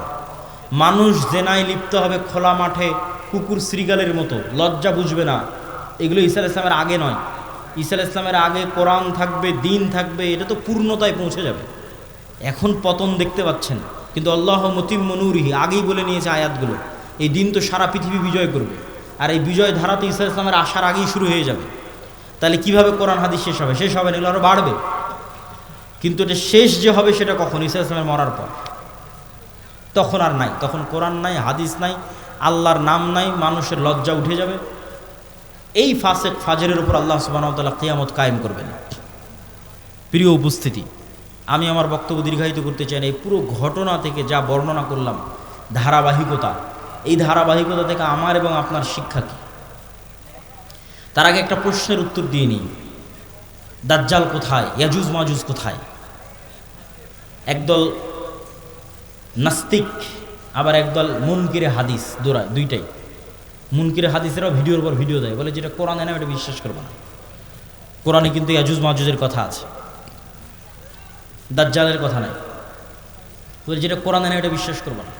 আবার একদল নাস্তিক বলে যে এই পৃথিবীর স্যাটেলাইট ক্যামেরা সব আছে, কই তোমার দাজ্জাল, কই তোমার ইয়াজুজ মাজুজ।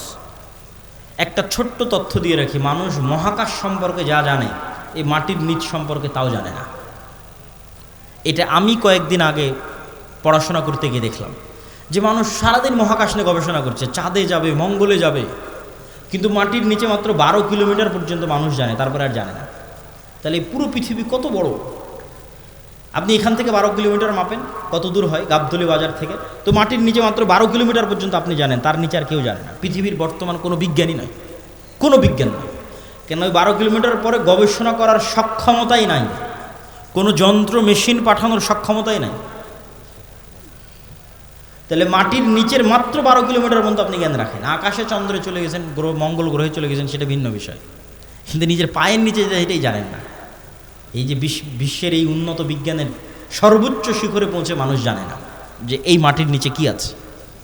তাহলে কেমনে মানুষ দাবি করবে দাজ্জাল কোথায়, ইয়াজুজ মাজুজ কোথায়? এ দাবি করাই তো ভুয়া, পাগলামি। আরেকটা জিনিস দেখলাম, মহাসাগর সম্পর্কে মানুষ অজ্ঞ। মহাকাশ সম্পর্কে ঠিক আছে অনেক জানতেছে, মহাসাগরে এমন অনেক জায়গা আছে যে জায়গাগুলোতে মানুষ পৌঁছতেই পারে না, যে জায়গাগুলোর উপর দিয়ে বিমানও উড়ে যেতে পারে না, যে জায়গাগুলোতে কোনো জাহাজও অতিক্রম করে না, এরকম অসংখ্য জায়গা আছে। তো সাগর এবং সাগরের নিচে কি আছে, মাটি এবং মাটির নিচে কি আছে, এটা সম্পর্কে আজকের বিশ্ব সবচেয়ে অজ্ঞ, অন্তত মহাকাশের তুলনায়। তো ইন্নাল্লাহ আলা কুল্লি শাইইন কাদির, আল্লাহ সকল কিছুর উপর ক্ষমতাবান। আর কোনোটাই যদি না হয় তো অন্তত একটা উত্তর তো দেওয়াই যায়, যেটা আল্লাহ সুবহানাহু ওয়া তাআলা কোরআন মাজিদে বলছেন যে আল্লাহ 7 আসমান এবং 7 জমিন সৃষ্টি করেছেন, আর 7 জমিনে আল্লাহর আদেশ অবতীর্ণ হয়। কোরআনের আয়াত 7 জমিনে আল্লাহর। আর সবচেয়ে আরও একটা ভয়ঙ্কর বিষয় যে আল্লাহর আসমান বানাতে যত সময় লেগেছে জমিন বানাতেও তত সময় লেগেছে। 7 আসমান বানাতে যা টাইম 7 জমিন বানাতেও তাই টাইম। তাহলে 7 আসমান কত বড়, 7 জমিন তাহলে কত বড় হতে পারে? এখন ইয়াজুজ মাজুজ আর দাজ্জাল যদি অন্য জমিন থেকে বের হয়ে আসে, এই জমিনে কিছু করার নেই, এটাকে অস্বীকার করতে পারবে না যে না নিশ্চিত নাই। তো অতএব আল্লাহ সুবহানাহু তাআলা সকল কিছুর উপর ক্ষমতাবান। এই জমিনেও থাকতে পারে, এই জমিনের সাগরেও থাকতে পারে, এই জমিনের নিচেও থাকতে পারে। মানুষের জ্ঞান পরিপূর্ণ নয়, অন্য জমিনেও থাকতে পারে, সেখান থেকেও আসতে পারে। এই জন্য সূরা কাহাফ, দাজ্জালের ফিতনা থেকে বাঁচতে সূরা কাহাফ পড়তে বলা হয়েছে।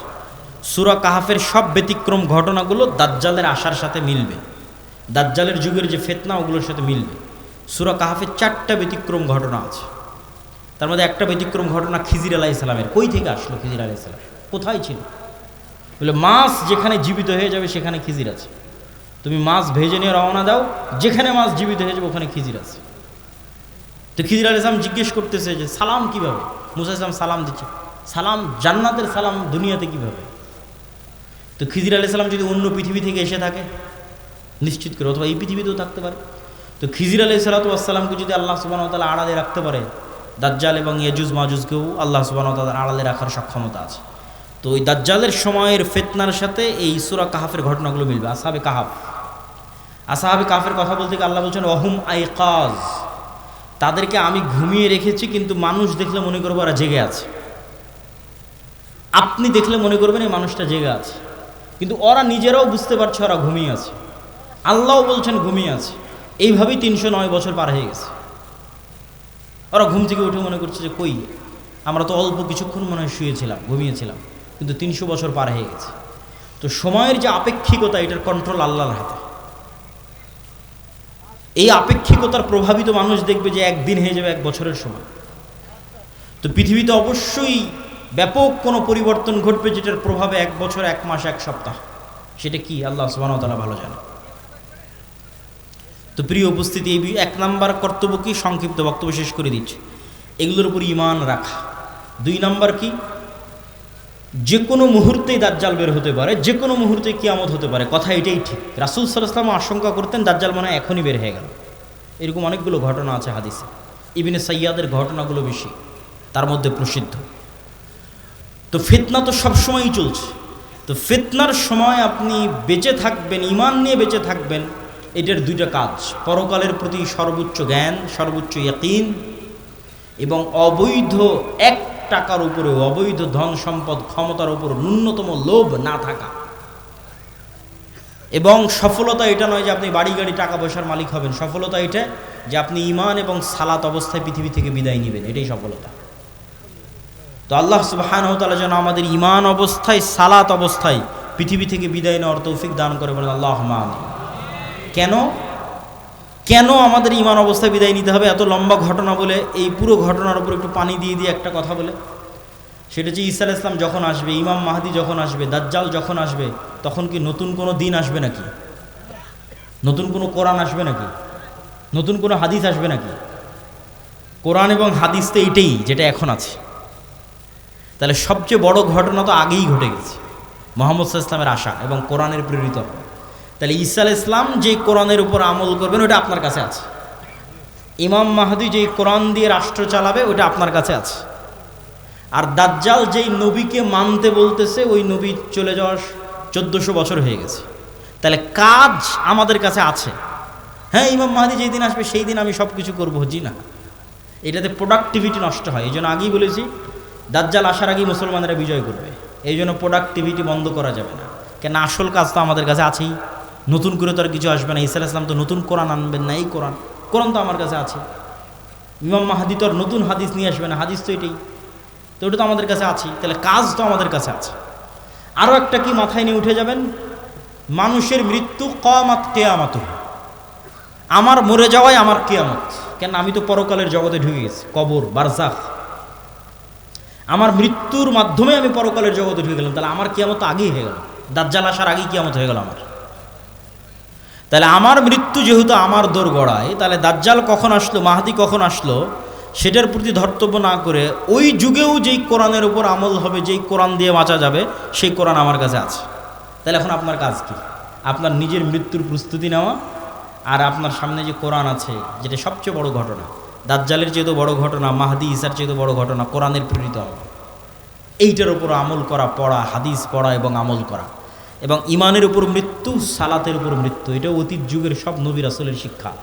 আল্লাহ সুবহানাহু ওয়া তাআলা আমাদের তৌফিক দান করুক, আল্লাহুম্মা আমিন। বক্তব্যের শেষে বৈঠকি দানের আহ্বানের পাশাপাশি দুটো জরুরি কথা। এই যে ভাইয়েরা যারা মক্তব পরিচালনা করে গাবতলী শাখায়, আপনারা আমাদের মক্তব অলিম্পিয়াড দেখেছেন এনটিভিতে, বিশাল আয়োজন, সারা দেশে প্রায় 7 শতাধিক মক্তব আমাদের অধীনে ট্রেনিং করা আছে। এখনও ট্রেনিং চলতেছে রাজশাহী জামিয়া সালাফিয়াতে, নতুন 30-40টা মক্তবের, এরকম প্রতিনিয়ত ট্রেনিং চলতেই থাকে। তো এই যে প্রায় 30,000 ছাত্রছাত্রী এই 700টা মক্তবে অধ্যয়ন করে, পড়াশোনা করে। তো এই যে কোরআনের শিক্ষা, কোরআনের জ্ঞান আমরা ছড়িয়ে দিচ্ছি, এই মসজিদ, এই মক্তবগুলো থেকেই কিন্তু খেলাফা প্রতিষ্ঠিত হবে। শেষ জামানায় যারা ইসলামকে বিজয় করবে তারা বের হয়ে আসবে। এই মসজিদ, এই মক্তবগুলোকে আপনাদের মূল্যায়ন করতে হবে এবং নিজ নিজ মসজিদে মক্তব চালু করা এটা কঠিন কিছু নয়। ভাই, আপনাদের অধীনে মক্তব কেমনে চালাবো, অনেকেই প্রশ্ন করে, অতি সহজ। আপনি আমাদের যে অফিসিয়াল নাম্বার আছে সেখানে ফোন দিয়ে বলবেন পরের ট্রেনিং কবে, আপনার মক্তবের শিক্ষককে ট্রেনিংয়ে পাঠিয়ে দেবেন। ট্রেনিংয়েই তাকে সব বুঝিয়ে দেওয়া হবে কীভাবে কী হবে না হবে, মক্তব কেমনে চালাবে। শুধু এতটুকু জানা যে পরের ট্রেনিং কবে, এর জন্য কোনো বুকিংও লাগবে না, কিছু লাগবে না। ট্রেনিং শুনে জামিয়া সালাফিয়ায় ঢুকে যেতে হবে যে ঠিক আছে এতটার সময় ট্রেনিং, আমি এসেছি, 7 দিনের প্রস্তুতি নিয়ে যেতে হবে, অতি সহজ। তো এই যে আমাদের দাওয়াতি কাজগুলো, আরেকটি বড় দাওয়াতি কাজ মাসিক আল ইতিসাম, আমি নিয়মিত লিখি, সম্পাদকীয় লিখি, মিন্নাতুল বাড়ি লিখি, পবিত্র কোরআনের সংক্ষিপ্ত ব্যাখ্যা লিখি। 3টে লেখা শুধু আমারই থাকে মাসিক আল ইতিসাম। আব্দুর রহমান বিন আব্দুর রাজ্জাক, শেখ আব্দুর রাজ্জাক বিন ইউসুফ, আরও বড় বড় আলেম ওলামা সবারই লেখা থাকে, সম্পাদকীয় থাকে।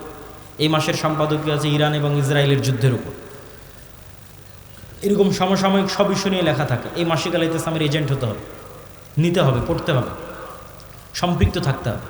আর এই যে ইমান বাড়াতে বললাম, ইমান ধরে রাখা, এটার জন্য আল্লাহর পথে যাত্রা, এই বইটা খুব গুরুত্বপূর্ণ। এটা ইমানের মজবুতির জন্যই এই বইটা লেখা, আল্লাহর পথে যাত্রা। এই বইটা প্রত্যেক মসজিদ, মাদ্রাসা, স্কুল, কলেজের দার্সের অন্তর্ভুক্ত হওয়া দরকার। যে মসজিদে মানুষ দার্স দিবে সেই দার্সের অন্তর্ভুক্ত হওয়া দরকার। আরও যে সমস্ত বই পুস্তকগুলো আছে, শেখ আব্দুর রাজ্জাক বিন ইউসুফ, আব্দুর রহিম বিন আব্দুর রাজ্জাক, রাসূল সাল্লাল্লাহু আলাইহি ওয়াসাল্লাম দেখতে কেমন ছিলেন, আইন রাসূল, দোয়া অধ্যায়, উপদেশ, সালাত, সব বইগুলোকে মূল্যায়ন করতে হবে। তো পরিশেষে আমি স্বেচ্ছাসেবকদের আহ্বান করব আপনাদের মধ্যে যাওয়ার, এবং আপনাদেরকে উদাত্ত আহ্বান জানাবো যে তারা এই যে বিশাল খরচ করে মক্তব পরিচালনা করছে এবং এই সম্মেলনগুলো আয়োজন করছে, এগুলোতে আপনাদের আন্তরিক সহযোগিতা আমরা কামনা করছি। তো স্বেচ্ছাসেবক ভাইয়েরা কি প্রস্তুত আছে? তো তাদেরকে আমি ঢোকার জন্য বলতেছি, জি। এবং এর মধ্যে বক্তব্যও চলতে থাকবে। আপনারা ব্যাপক হারে এবং বেশিভাবে এই দানে অংশগ্রহণ করার, আমি কিন্তু দেখতে পাচ্ছি না স্বেচ্ছাসেবকরা যে ঢুকতেছে, এটা কিন্তু বোঝা যায় না।